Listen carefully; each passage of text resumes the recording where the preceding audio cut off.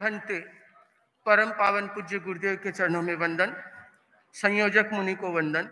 उपस्थित साधु साथियों, आज मेरी माँ की स्मृति सभा आयोजित है और मैं माँ के विषय में इतना ही कह सकता हूँ कि माँ एक ऐसा तत्व है जिसका कोई विकल्प नहीं होता, और उसका यदि कोई विकल्प है तो वह है गुरु।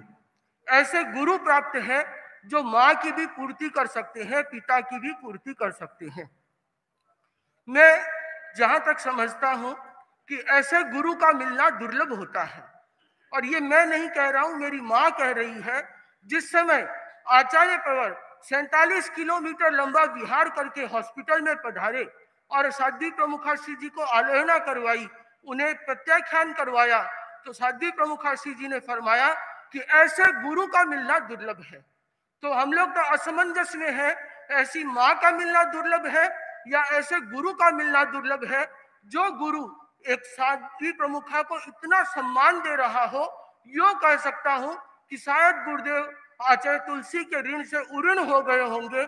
आपने जिस तरीके से साध्वी प्रमुखा श्री जी को वर्धापित किया है, उनका जिस तरीके से सम्मान बढ़ाया है, यदि ये कहूं तो शायद अतिशयोक्ति नहीं होगी।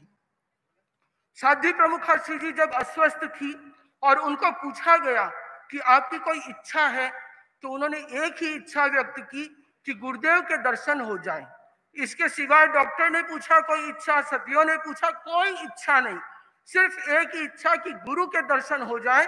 ऐसी गुरु भक्ति का मिलना भी दुर्लभ है कि उन्होंने सिर्फ आचार्य श्री की एक तस्वीर लगा रखी थी और गुरुदेव के दर्शन हो जाए। उसी इच्छा को पूर्ति करते हुए गुरुदेव तो इतने लंबे लंबे विहार करके पधारे। ये भी तेरापंथ धर्म संघ के इतिहास का एक विलक्षण उदाहरण है। साध्वी प्रमुखाश्री जी की एक दो इच्छाएं जो पूर्ण होनी बाकी है, वे गुरुदेव के चरणों में निवेदन कर रहा हूं। साध्वी प्रमुखाश्री जी के जिस समय में ऑक्सीजन लगा हुआ था, उस समय भी उन्होंने गुरुदेव को यह निवेदन किया हॉस्पिटल में कि युग प्रदान पदाभिषेक के कार्यक्रम की क्या योजना है, कुमार श्रवण जी को बुला करके आप मुझे बताएं कि उन्होंने क्या योजना बनाई है।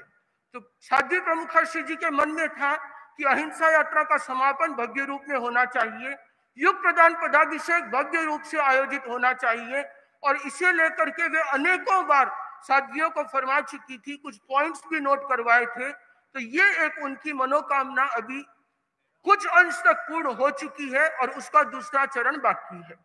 साध्वी प्रमुखाश्री जी की दूसरी उत्कट इच्छा थी वर्षों से योगक्षेम वर्ष की, तो उसे भी पूज्य गुरुदेव ने घोषित करके कुछ अंश में पूर्ण कर दिया और कुछ अंश में बाकी है। तो ये दो कार्य अभी भी शेष हैं, और वे चूंकि मेरी माता नहीं, शासन की माता बन चुकी है, और वे सदैव हमारे रूप में नहीं, हमारे सामने प्रत्यक्ष नहीं है, बट उनकी आशीर्वाद और उनकी प्रेरणाएं सदैव हमारे साथ है।